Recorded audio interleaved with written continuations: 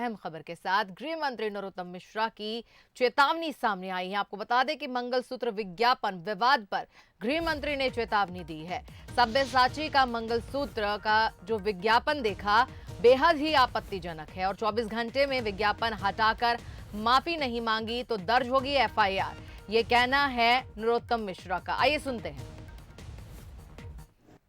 हम मानते हैं कि मंगलसूत्र का पीला हिस्सा मां पार्वती का और काला हिस्सा भगवान शिव जी की कृपा से महिला और उसके पति की रक्षा होती है। इनको व्यक्तिगत रूप से मैं चेतावनी दे रहा हूं। 24 घंटे में अगर उन्होंने ये विज्ञापन जो आपत्तिजनक है, अश्लील है, अगर इसे नहीं हटाया तो केस रजिस्टर्ड होगा, वैधानिक कार्रवाई होगी और अलग से फोर्स भेजी जाएगी। कानून पहले से बने हुए हैं, लेकिन ये पीड़ादायी प्रसंग है कि ऐसा सिर्फ हिंदू प्रतीकों के साथ ही क्यों हो रहा है। अगर इनमें मुखर्जी जी में हिम्मत है तो एक हाथ किसी दूसरे धर्म के बारे में करके दिखाएं। हम और इस पूरी खबर पर हमारे साथ सूरज शर्मा जुड़ गए हैं फोन लाइन पर। सूरज, हमने भी वो विज्ञापन देखा जिसमें काफी अश्लीलता नजर आ रही है और मंगलसूत्र के नाम पर कोई अलग ही तरीके की ज्वेलरी उसमें दिखाई दे रही है।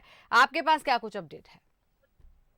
देखिए, बिल्कुल जिस तरीके से पिछले कुछ लंबे समय से वेब सीरीज की बात करें या विज्ञापनों की बात करें तो कहीं ना कहीं इस तरीके के विज्ञापन आ रहे हैं जिसमें हिंदू संस्कृति और धार्मिक भावनाओं को आहत पहुंचाने जैसे जो दृश्य हैं वो हैं। शायद यही वजह है कि जिस तरीके से मंगलसूत्र का जो विज्ञापन आया है उसमें भी भगवान शिव और माता पार्वती को लेकर जिस तरीके से फिल्माया गया है, जिस पर आपत्ति दर्ज की है और साफ तौर से एक कड़ी चेतावनी इस बार गृह मंत्री नरोत्तम मिश्रा ने दी है कि 24 घंटे के अंदर इस विज्ञापन को हटाया जाए, बंद किया जाए, नहीं तो इस पर पुलिस एफआईआर करेगी और साथ ही सख्त कार्रवाई करने के लिए पुलिस को भी उस स्थान पर भेजा जाएगा जहां से विज्ञापन बना है।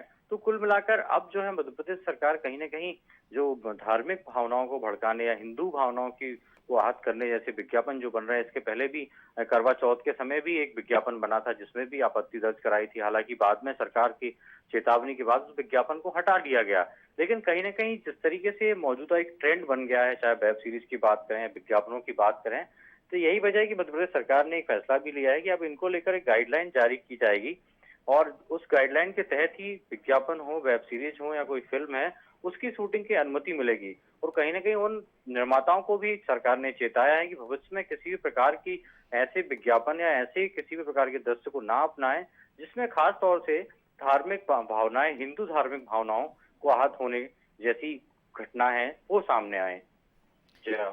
जी सूरज, शुक्रिया आपका जानकारी देने के लिए। तो जैसा कि हमने देखा कि जो इस तरह के ब्रांड होते हैं अपने कंटेंट को अलग दिखाने के लिए कुछ हटकर करने की पहल करते हैं और सब्यसाची ने इसी पहल में मंगलसूत्र की डिजाइनिंग ज्वेलरी लॉन्च की और इसी दौरान अब वो फंस गए हैं क्योंकि जिस तरह से प्रेजेंटेशन उस ज्वेलरी का किया गया है वो अश्लीलता भरा हुआ है और मंगलसूत्र वो ज्वेलरी किसी तरीके से नजर नहीं आ रही है।